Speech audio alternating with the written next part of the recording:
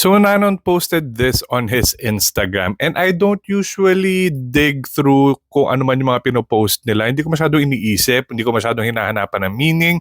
Pero nung nakita ko yung title, sabi ko, teka lang. Friend Zone? Bilang Ronan, syempre naalala ko yung song sa Bad Buddy na Just Friend. Tapos naalala ko rin yung time na I'm not sure, I think it was last year na merong concert si Nanon. Tapos doon sa concert niya, parang tinatanong niya yung audience na parang kamusta na kayo? Meron ba ditong parang iniwan or ginost or finrend zone ng kaibigan? Syempre sumagot yung audience. Tapos sabi niya, I can relate, parehas tayo. Something like that. Pag nahanap ko yung clip, ipopost ko dito.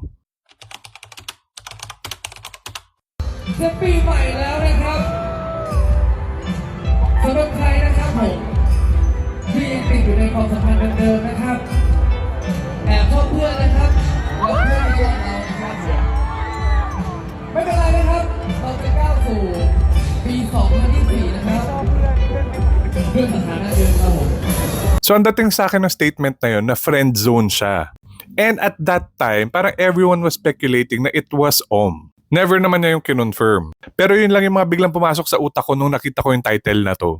However, if we read the fine print, hindi siya ang nagsulat nito, si Jung. And this is actually Chris's song featuring lang si Nanon. I'm assuming that this is a song. Wala lang, na-curious tuloy ako. So abangan natin on the Riser Music YouTube channel on February 2. Baka may makuha tayong clue.